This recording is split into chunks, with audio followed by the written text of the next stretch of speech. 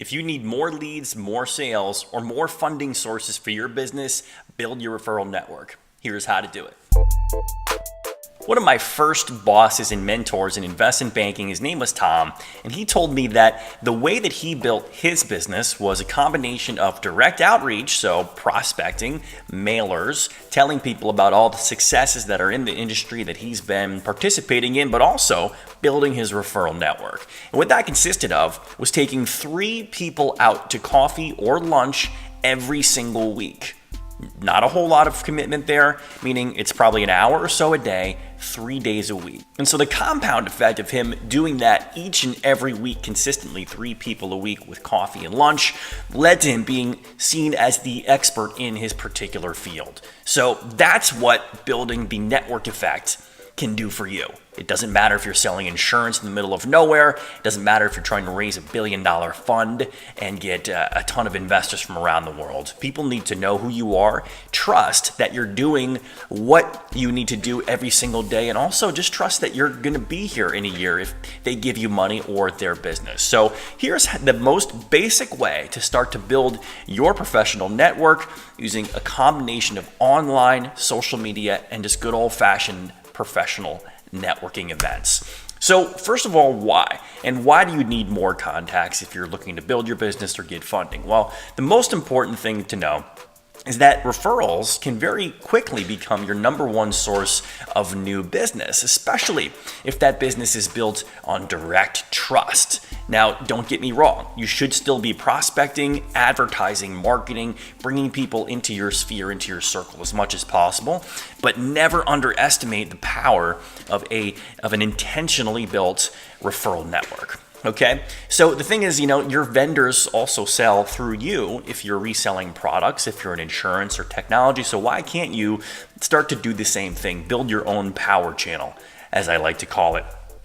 And the good thing is people know you, they trust you. And I think one of the best compliments, the biggest compliments in business and in life is when someone who you've done great work for can go to bat for you and refer you into their network. So if you have a client and they start to refer you out saying, hey, John, Chad helped me with this capital raising process, or even this slide deck or this financial model. I know you're having trouble with the same thing. Why don't you talk to him? That is one of the greatest compliments in the world. And when someone's willing to put themselves out there by referring you in to their network, you know that you're doing something right. And so that power is something that can multiply over and over and over again and help you really build a real organization. And again, this applies to small businesses, big businesses, consumer businesses, business to business, companies, it doesn't matter. So you need to start to build that trust factor. Never underestimate that. So who are good referral partners? Well, that really depends on the industry you're in. But what I always recommend is start with the most common, the people who are in a position of trust with their clients, like CPAs, attorneys, business brokers, insurance brokers, commercial real estate brokers and developers, property managers, the Chamber of Commerce. How about the professional organizations like the Connecticut Society of CPAs, or the Connecticut or the New York Society of Insurance Brokers, or even the local Westchester Society of Physicians, for example. Just to start to get in with those companies as well, or those organizations, attend their meetings, sponsor an event for $100 or $200, buy bagels, and ask for a 3-minute speaking spot. Starting to get in with those people who are already in a position of trust and then adding a lot of value to their organization. And those organizations have access to hundreds, if not thousands of people already. So if you can start to add value to those top level organizations who have hundreds or thousands of other people who already trust them, you're in a great position of power here.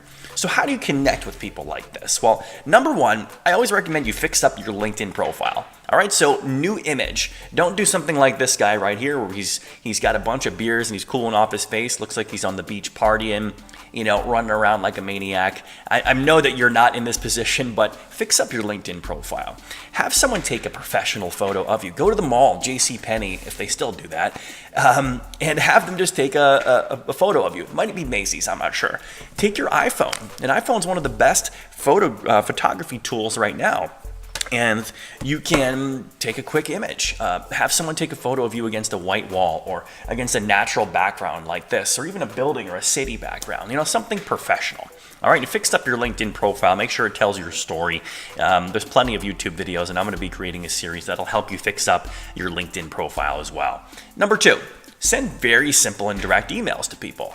If you connect on LinkedIn, if you grab business cards, look at this. I keep a bag of all of my business cards. There are hundreds in here, and I go through them and I keep in touch with people. So keep in touch through email, through phone. Here's a quick example of an email that I like to send if I'm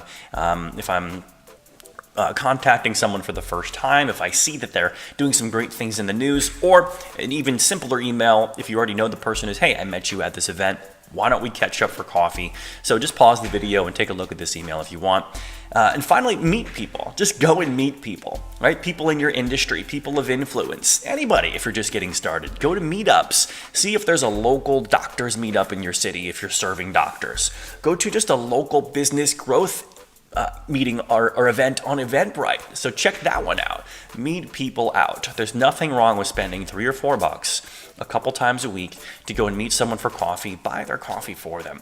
Talk about their business. You will find as you start to network and just be out there in the world that people really like to meet people. They really like to learn about other people's businesses. And the more helpful you can be, I promise it'll start to come back to you. Now, don't be bashful. Ask people, hey, do you know anyone who is raising money? Do you know anyone who needs computer support? Or do you know anyone who has been complaining of a huge computer virus? Or who you know is in a position where they need to be helped in some way? So make it specific to your industry, if you know what I mean. And I promise you, people will start to think of you before other people because you're around, because you're asking the right questions, and because you're simply showing up. So that is today's quick little video here.